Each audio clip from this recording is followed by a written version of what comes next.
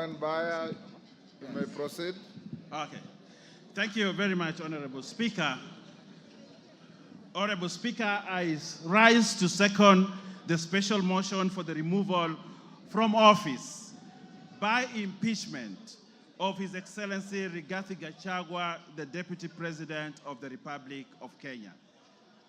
Honorable Speaker, in opening, I would like to thank the Honorable Mutuse for the courage and valor in tabling and moving this motion.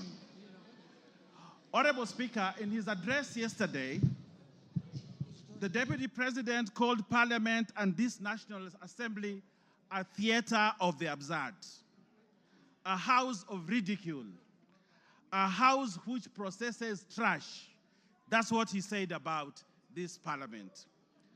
Honorable Speaker, just like the Deputy President, I'm a student of literature, having been taught by the late Wasamba Were and the late Professor Imbuga. In the definition, Honorable Speaker, of the theater of absurd, a theater of absurd is without plot, is directionless, is laced with stupidity, lacks thoughts, lacks coherence of ideas. It is irrational and logical. If you have read the book by Samuel Beckett, you will know that in that book called Waiting for Godot, that he actually said, this Parliament is as good as that literature. Honorable Speaker, I sit in this Parliament and many of you do that. Members, are we a theater of absurd? Members, are we directionless? Members, are we stupid? That's what the Deputy President characterized this Parliament, that we are stupid, we are directionless, and we are people who are very useless to this country. Honorable Speaker, a person of the stature of a Deputy President who can say such things about this chamber does not deserve to continue to become the Deputy President of the Republic. Honorable Speaker, what is the theater of absurd, Honorable Speaker, is when the Deputy President demands that for the 8 million votes, from Mount Kenya, he should be paid 2,000 shillings, translating to 16 billion shillings, so that he can bring peace to this country. Honorable Speaker, that is the theater of absurd. That is the theater of absurd, Honorable Speaker. Honorable Speaker, the Honorable Rigathi Gachagua has committed impeachable offenses as provided in Article 150, 1 and 2. He has grossly violated the Constitution and has committed crimes under national and international law, as has been ably demonstrated by the mover of the motion. Honorable Speaker, looking at the evidence provided by the mover of the motion, Honorable Speaker, that is enough to impeach the Deputy President, and he must stand impeached by the end of the day today. Honorable Speaker, Article 131E of the Constitution says the President is a symbol of national unity. Read together with Article 147(1), that the Deputy President is the principal assistant of the President and shall deputize the President in the execution of the functions of the presidency. Honorable Speaker, for this to happen, there must be harmony at the top, in spite of how they were elected to office. His shareholding utterances, and we saw the utterances on the TV here, as demonstrated by the mover, on the shareholding. This ensures that there's no harmony at the presidency. But what the Deputy President wants to do is to balkanize this country. Balkanize the country where, like in George Orwell's Animal Farm, there are other people who are more equal than others. And as a Parliament, we must refuse to buy into the theory of the Deputy President, Honorable Speaker. Honorable Speaker, the Deputy President has taken himself and wants to be a tribal king of the Murima, ready to break the country, sow seeds of disunity for his own political gain. And this chamber today, by the end of the day, we must have no deputy president who wants to balkanize this country. Honorable Speaker, the office of the deputy president is a high office as established under Article 130. The authority of his office must be exercised within the provisions of Article 10(2), which anchors the principle of national unity as core. The holder of this office must exercise this article at the highest level ever. Honorable Speaker, as deputy president, he must be beyond reproach. Like Caesar's wife, Honorable Speaker, like Caesar's wife, he must be above any form of suspicion, beyond reproach. But Honorable Speaker, the utterances and the actions of the deputy president brings his reputation to disrepute because he has sown sort of disunity and he has taken a trajectory that is likely to bring balkanization of this country. For that, Honorable Speaker, we cannot continue to have a deputy president who cannot uphold the oath of his office, and therefore, Rigathi Gachagua must go. Honorable Speaker, if you look at the story of Pompey, the wife of Julius Caesar, you realize that although she had been accused of sacrilege, but the court acquitted her.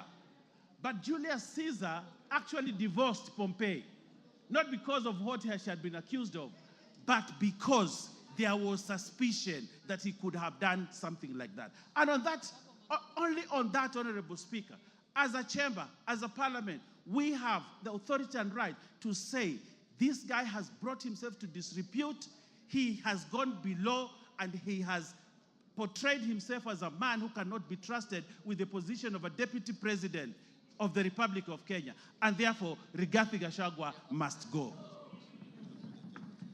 Honorable Speaker, Article 131(2), C and D gives the president and his deputy the responsibility to promote and ensure the unity of the nation and promote respect for the diversity of the people and communities.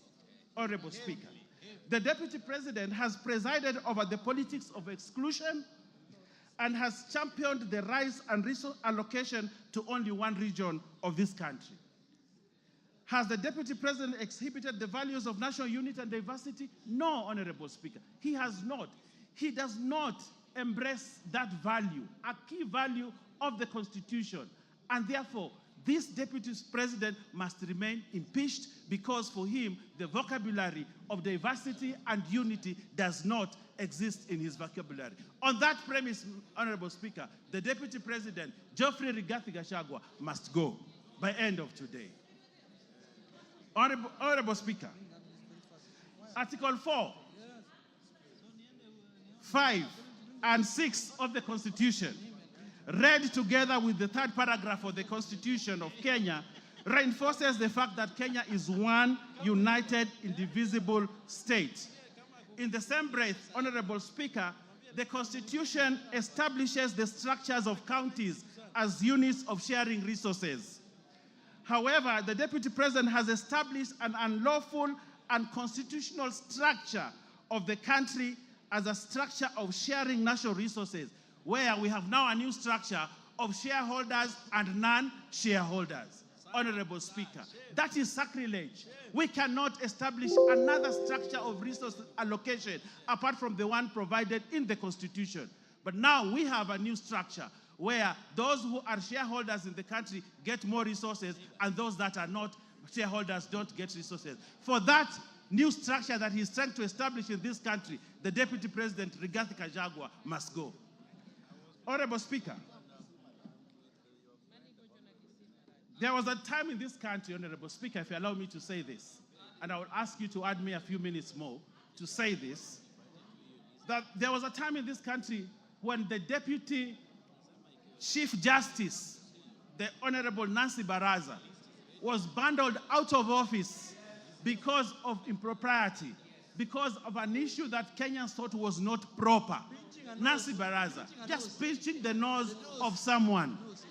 And she was bundled out of office. the high office of the Deputy Chief Justice of this country. That's what happened, Honorable Speaker. Just pinching her nose. And she was bundled out of office. But here we have a deputy president who has committed sacrilege, trying to balkanize this country. A deputy president who has called people names. A deputy president who has called a member of parliament a prostitute. A deputy president who has amassed wealth that cannot be accounted for.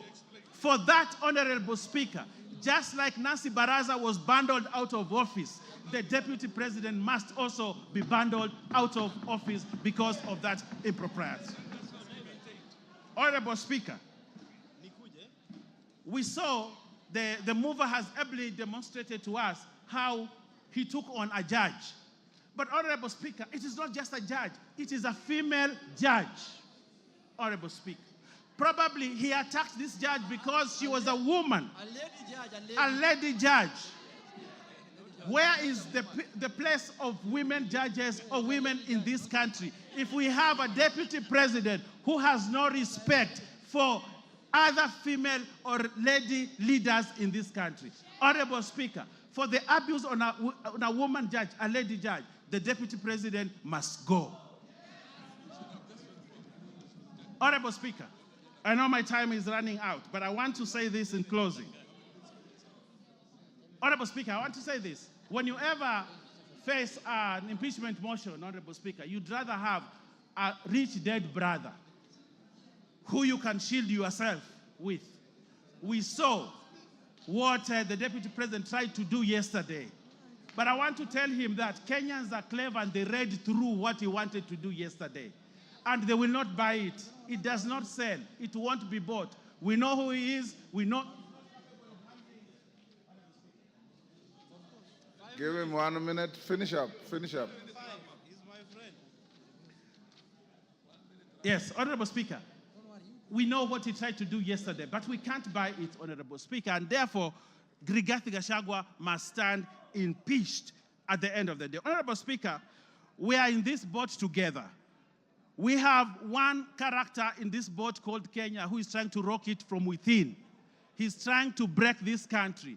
In that event, Honorable Speaker, we have a duty, if we're in that boat, to remove this one person from this boat and toss him into the high seas so that everybody is safe. And that is the duty that we must do today. And I want to convince even those that still have doubts of whether this guy should continue. I want to convince them we are safer as Kenya without Rigathi Gachagua as deputy president of this country. We are safer as a country. The northeastern region is safer. The coast is safer. The Nyanza is safer. And all parts of Kenya are safer. Honorable Speaker, and Kenya is safer without Rigathi Gachagua as deputy president. Mr. Speaker, we do not want Rigathi Gachagua to resign.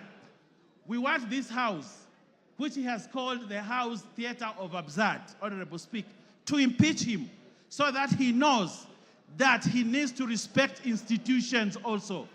Lack of respect of institutions, Honorable Speaker, is sacrilegious for the person of the stature of a deputy president. For that, Honorable Speaker, for not respecting this parliament and the Senate must impeach one Geoffrey Rigathi Gachagua tonight, and we send him home so that he knows his place in this country. For those many remarks, I second, Honorable Speaker, and ask other members to support this question. I thank you, Honorable Speaker. Order, honorable members on their feet, take your seats. Members on their feet, take your seats. Order, members on their feet. Ruth Odinga, take your seat.